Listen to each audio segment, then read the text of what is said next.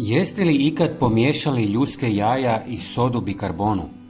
U ovom kratkom videu pokazat ću vam zašto biste to trebali isprobati.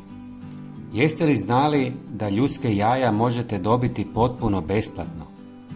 Slastičarne i restorani ih često bacaju, a mogli bi ih dati vama. Obiđite par restorana i zamolite ih da vam nekoliko dana skupljaju ljudska jaja i imat ćete ih dovoljno za par godina.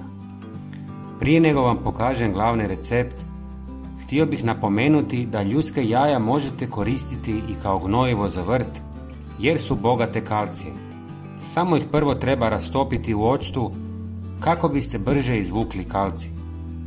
Ali vratimo se na našu glavnu temu. Uzmite jednu potpuno opranu i osušenu ljusku jaja i sameljite je u mlincu. Prijatelji, napišite mi odakle nas gledate. Ja sam iz Hrvatske i volim upoznavati ljude iz cijeloga svijeta. Hvala vam. Usitnjene ljuske dodatno prosite kroz sito kako biste dobili fini prah.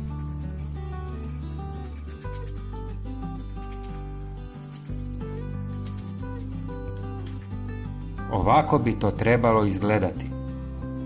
Sada ćemo dodati još par sastojaka. Prvi je pola male žlice sode bikarbone.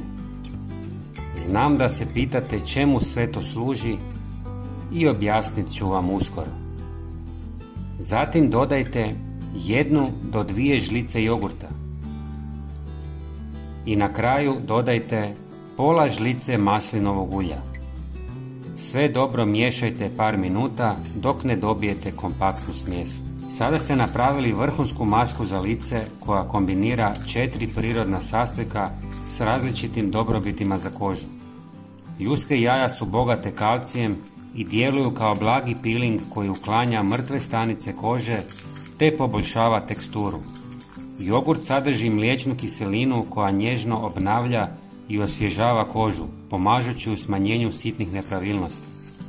Soda bikarbona blago čisti pore i uklanja višak masnoće, što je posebno korisno za masnu ili mješovitu kožu. Maslinovo ulje pruža dubinsku hidrataciju i umiruje kožu, sprečavajući isušivanje nakon peelinga.